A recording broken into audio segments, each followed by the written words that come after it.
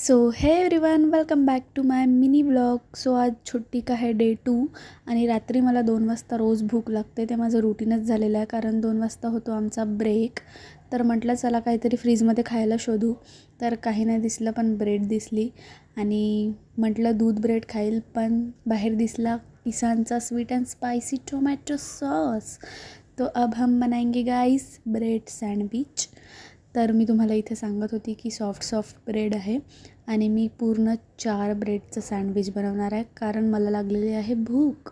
तर काढून घेतलं इथे मस्त ब्रेड आणि त्याच्यावर टाकून घेतला टोमॅटो सॉस आणि आता बारी आती है इसको स्प्रेड करने की इधर उधर.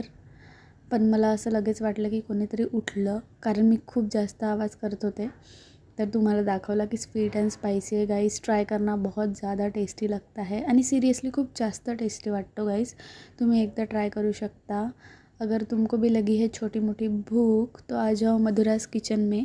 यहाँ मैं आपको सिखाऊंगी छुट्टी के दिन बाहर का खाना कैसे खाते हैं, कारण रोजचं रुटीन तर असतंच, जेवणाशिवाय पर्याय नसतो. म्हणून मग मी रात्री असं काहीतरी बनवून घेते की कोणाला त्रासही नको व्हायला. म्हटलं लगेच सगळं वस्तू आपल्या आपल्या जागेवर ठेवून द्या, कोणाला माहीत नाही पडलं पाहिजे की आपण किचनमध्ये येऊन काय बनवलं. म्हणून मग मस्त आपले सँडविचेस रेडी झाले आहे गाईज. आता मी इथे याला कट करून घेणार आहे. त्याआधी सगळं आवरून घेते व्यवस्थित, जिथलं तिथे ठेवून देते, नहीं तो कल तो वैसे भी डांट पड़ने ही वाली है. तो लेट्स कट इट. तो ये है मेरे 4 सँडविचेस. माहीत नाही मी इतकं खाऊ शकेल की नाही, पण भूक तो तगड़ी लगी आहे ना गाईज, बनाना तो पडता है.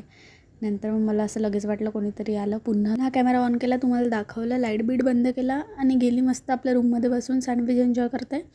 तर झोपून जा आता तुम्ही पण, मी पण झोपते. Bye, thanks for watching.